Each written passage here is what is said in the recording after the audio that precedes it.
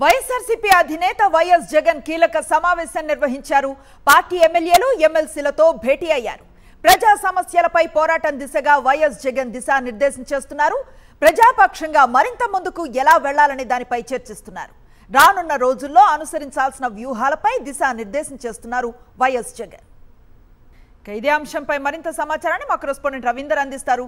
రవీందర్, ఈ భేటీలో ప్రధానంగా ఎలాంటి అంశాలను చర్చిస్తున్నారు? డీటెయిల్స్ ఏంటి?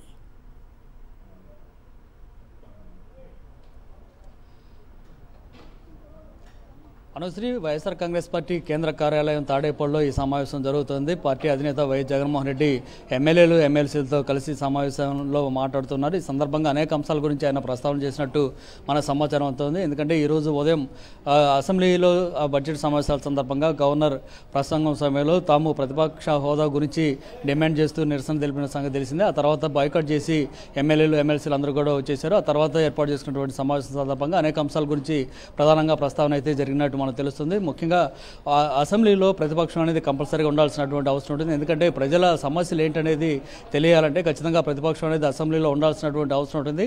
అయితే అసెంబ్లీలో ప్రతిపక్షంగా వైఎస్ఆర్ కాంగ్రెస్ పార్టీని అధికార కూటమి గుర్తించట్లేదు కాబట్టి ఖచ్చితంగా మనం ఏదో రూపంలో ఈ అంశాలు ఏదైతే ప్రజా సమస్యలు ఎదుర్కొన్నారో వాటన్నింటినీ కూడా ప్రభుత్వం దృష్టికి తీసుకెళ్లేందుకు ప్రయత్నాలు చేయాలని చెప్పి అన్నారు. ఈ సందర్భంగా జగన్ కొన్ని కీలకమైన అంశాలు కూడా చేశారు.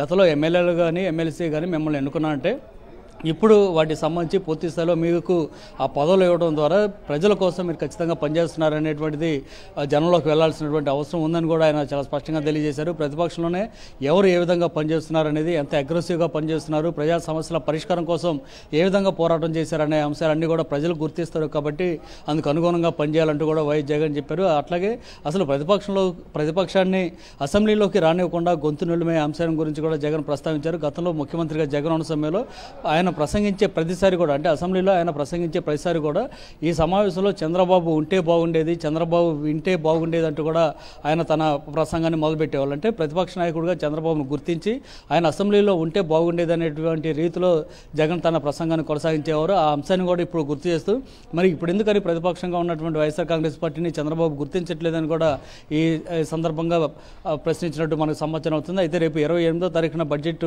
పెట్టబోతున్న నేపథ్యంలో బడ్జెట్ సంబంధించి మొత్తం చూసిన తర్వాత రేపు అంటే తర్వాత బుధవారం రోజు విలేకరుల సమావేశాన్ని ఏర్పాటు చేయాలని కూడా జగన్ నిర్ణయించినట్టు మనకు సమాచారం అవుతుంది. ఆ సందర్భంగా బడ్జెట్లో ఉన్నటువంటి లోటుపాట్లు, అట్లాగే ఇప్పటికే సూపర్ 6 హామీలకు సంబంధించి గతంలో ఇచ్చినటువంటి హామీల మేరకు కేటాయించినటువంటి నిధులు, వాటి తాలూకు అంశాల గురించి కూడా జగన్ ఆధారాలతో సహా మాట్లాడేందుకు కూడా ఏర్పాటు చేసినట్టు సమాచారం అవుతుంది. ఆ మేరకు బుధవారం నాడు ఒక ప్రెస్ మీట్ పెట్టాలని కూడా జగన్ ఈ మేరకు నిర్ణయం తీసుకున్నట్టు సమాచారం అవుతుంది.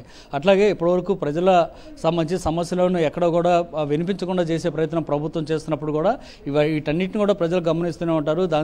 దానితోడు ఈ సమస్యలన్నీ అట్లాగే ప్రభుత్వం ఏ విధంగా అయితే గొంతునమే కార్యక్రమం వీటన్నిటిని కూడా ప్రజల దృష్టికి తీసుకెళ్లాలనేది ఆయన చెప్పారు. అవకాశం ఇస్తే ప్రభుత్వం ఖచ్చితంగా మనం వెళ్ళి అసెంబ్లీలో మాట్లాడదాం, అక్కడే మనం గలం విప్పుదాం. ఒకవేళ ఈరోజు చేసినట్టే చేస్తే కనుక మీడియా సమావేశాలు ఏర్పాటు చేయడం ద్వారా జరుగుతున్నటువంటి ఇబ్బందులు, సమస్యలు అన్నింటినీ కూడా ప్రభుత్వం దృష్టికి మీడియా ద్వారానే తీసుకెళ్లేందుకు ప్లాన్ చేసుకుందామని కూడా జగన్ ఈ సందర్భంగా అన్నట్టు తెలుస్తుంది. ఏదేమైనా అగ్రెసివ్గా వెళ్లాలనే అంశాన్ని గురించి చాలా స్పష్టంగా చెప్పారు. చాలా అవకాశాలు ఇప్పుడు ఉన్నాయి. గతంలో ఏ ప్రభుత్వం కూడా ఈ స్థాయిలో 6 నెలలకో 9 నెలలకో ఈ స్థాయిలో వ్యతిరేకత రావడం అనేది గతంలో ఎప్పుడూ లేదు. ఫస్ట్ టైం ఈ ప్రభుత్వంలో జరిగింది కాబట్టి దీన్ని మనం ఎక్కువగా జనంలోకి తీసుకెళ్లాల్సినటువంటి అంశాన్ని ఆయన తెలియజేశారు. అట్లాగే జమిలీ ఎన్నికలు కూడా వచ్చే అవకాశం ఉందన్నారు. 2028 ఫిబ్రవరిలో జమిలీ ఎన్నికలు వచ్చే అవకాశం ఉందనేది ఇప్పటికే చెప్తున్నమాట. కాబట్టి ఈ లోపే ఎన్నికలు కనుక వస్తే కనుక ఇంకా ఇబ్బంది లేకుండా అసలు ఏం జరుగుతుందనేది ప్రజలందరూ కూడా ఇప్పటికే బాగా తీవ్రమైన ఆగ్రహంతో ఉన్నారు. కాబట్టి ఏం జరిగేదో కూడా చాలా త్వరగానే ఒక నిర్ణయం ప్రజలు తీసుకునే అవకాశం ఉంటుంది. అయితే ఆ జమిలీ వచ్చినా రాకపోయినా మనం ప్రజాపక్షంగా అయితే ఉండాల్సిన అవసరం ఉంది.